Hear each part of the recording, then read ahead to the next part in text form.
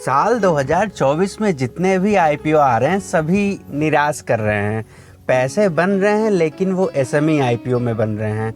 जितने भी main board IPO हैं वहाँ पे कहीं भी ज़बरदस्त लिस्टिंग गेन मिलता हुआ नज़र नहीं आ रहा है। और जितने भी आईपीओ अभी तक आए उसमें 10%, 12%, 15%, मतलब क्या है ये, बिल्कुल कोई लिस्टिंग गेन ही नहीं है। लेकिन अब एक ऐसा मेन बोर्ड आईपीओ आता हुआ नज़र आ रहा है जहाँ पे बहुत बड़ा लिस्टिंग गेन मिलने की पूरी संभावना है। तो आज हम बात करने वाले हैं ऐसे ही एक आईपीओ के बारे में। 2023 के नवंबर लास्ट में टाटा टेक्नोलॉजी का आईपीओ आया था जिसकी इशू प्राइस मात्र 500 रुपये रखी गई थी और लिस्टिंग 1200 रुपये पे हुआ था। इस हिसाब से जो लिस्टिंग गेन मिला था वो लगभग 140% का ज़बरदस्त लिस्टिंग गेन वो भी मेन बोर्ड आईपीओ में मिलता हुआ नज़र आया था। तो और उसके बाद एक आईपीओ आया था मोतीसंस ज्वेलर्स, उसमें जो लिस्टिंग गेन शो हो रहा था 180-200%, लेकिन उसने भी निराश किया। तो अब एक मेन बोर्ड आईपीओ है जहां पे बड़ा लिस्टिंग गेन मिलने वाला है। तो क्या है इसकी डिटेल्स जानते हैं। आईपीओ की जो इशू साइज है वो 310 करोड़ का रखा गया है और जिसमें से फ्रेश इशू 310 करोड़ के होने वाले हैं सारे के सारे। और इसका जो प्राइस बैंड है वो 129 से 135 रुपये पर शेयर का रखा गया है। इसमें रिटेल्स का कोटा सिर्फ 10% का है। ये थोड़ा सा चिंताजनक हो जाता है। एक तो आईपीओ का साइज छोटा है और उसके बाद जो रिटेल का कोटा है वो सिर्फ 10%। तो यहाँ अलॉटमेंट के चांसेस थोड़ा सा टफ होते हुए नज़र आ रहे हैं।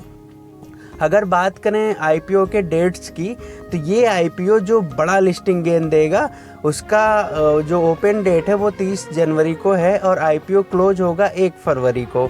बेसिस ऑफ अलॉटमेंट 2 फरवरी को आएंगे और रिफ़ंड अगर आपको अलॉटमेंट नहीं मिलता है तो 5 फरवरी को होगा और आईपीओ की लिस्टिंग जो है वो 6 फरवरी को होती हुई नज़र आएगी। तो इसमें जो ग्रे मार्केट प्रीमियम चल रहा है जिससे हम ये अंदाज़ा लगाते हैं कि क्या गजब का लिस्टिंग गेन मिलेगा, तो 23 तारीख को जीएमपी 60 रुपये का चल रहा था, वो 24 जनवरी को उस बढ़ के 110 रुपये का हो गया। तो 24 जनवरी को ही इसमें लगभग 81% का बड़ा लिस्टिंग गेन मिलता हुआ नज़र आने लगा था।